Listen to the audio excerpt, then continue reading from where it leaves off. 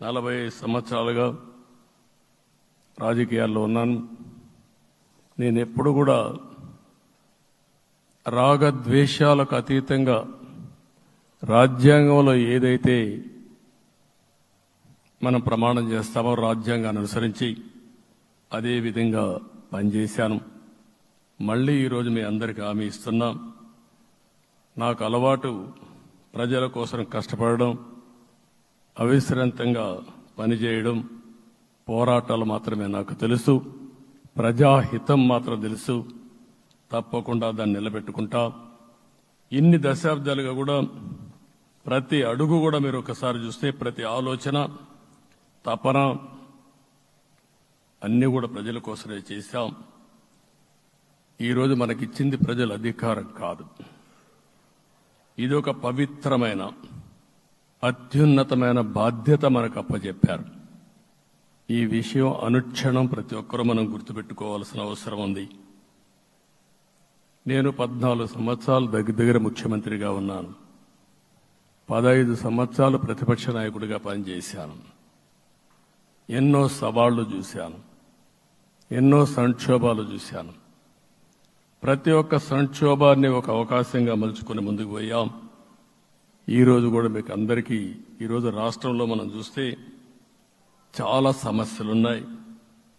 నా అనుభవాన్ని మొత్తం తీసుకుని పూర్తిగా మీ అందరి సహకారంతో, మిత్రులు పవన్ కళ్యాణ్ గారి సహకారంతో పేద ప్రజల జీవితాలను మార్చడానికి అనునిత్యం ఆలోచిద్దాం. అది చేసి మన నిజాయితీని, మన కృతజ్ఞతని ప్రజలకు తెలియజేద్దాం. అందుకని ఇంకొక పక్క మీరు ఆలోచిస్తే రాష్ట్రం పూర్తిగా శిథిలమైపోయింది. దెబ్బతినని వర్గం అంటూ లేదు. అందుకనే ఓసారి ఆశ్చర్యం కూడా వేస్తుంది.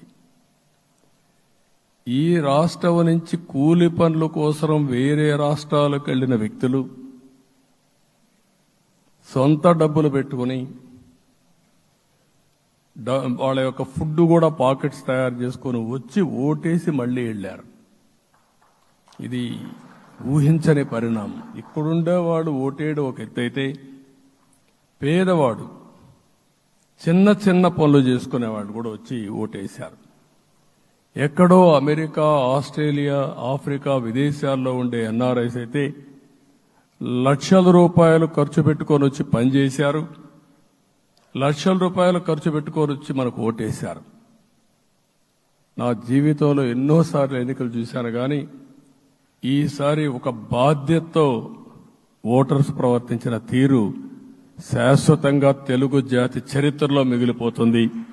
అది ఈరోజు జరిగిన విషయం మనం గుర్తుపెట్టుకోవాలి.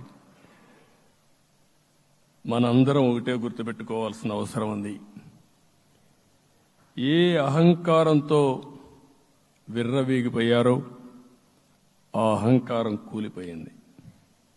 ఎన్నోసార్లు మనం చెప్పాం, ఏ వ్యక్తికి పదవి వస్తే వినయం కూడా అవసరం. పదవి వచ్చిందని విర్రవీగిపోయి రేపనేది లేకుండా ఉంటుందనుకుంటే మాత్రం ఇదే జరిగే పరిస్థితి వస్తుంది. అయితే మీ అందరినీ నేను కోరేది ఒకటే, ఇవన్నీ ఒక కేస్ స్టడీగా మీరందరం స్టడీ చేసుకోవాల్సిన అవసరం ఉంది. ప్రజలు బూతులు మాట్లాడే నేతల్ని, అరాచక శక్తుల్ని, అవినీతి పరుల్ని చూశారు.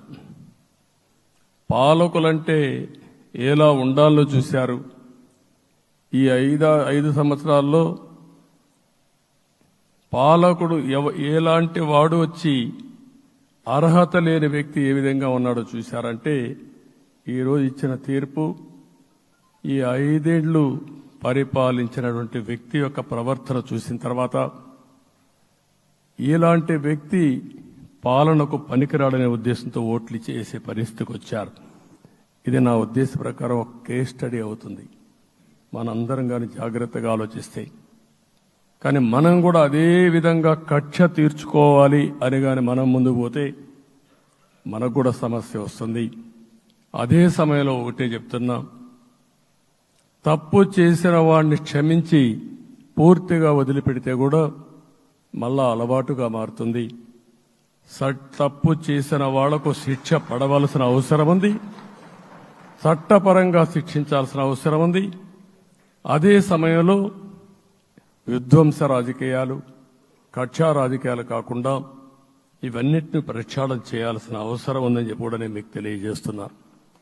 ఇంకొక పక్క 5 ఏళ్లలో ఎన్నో సంవత్సరాలు చూశాను కానీ కార్యకర్తలపైన దాడులు, హింసా రాజకీయాలు, అక్రమ కేసులు, వేధింపులు, కడాన సోషల్ యాక్టివిస్టులు కూడా ఇష్టానుసారంగా కేసులు పెట్టి హెరాస్ చేస్తే నిద్రపోకుండా వాళ్ళు కాపాడుకున్నాం. ఇంకొక పక్కన అన్ని పార్టీలకు 3 పార్టీలకు అనుభవం ఉంది. ఈరోజు మీరు చూస్తే ప్రాణాలు తీస్తూ అరాచకంగా ప్రవర్తిస్తూ తెలుగుదేశం పార్టీలో ఒక ఉదాహరణ చూసినప్పుడు అన్ని పార్టీలకు వర్తిస్తుంది.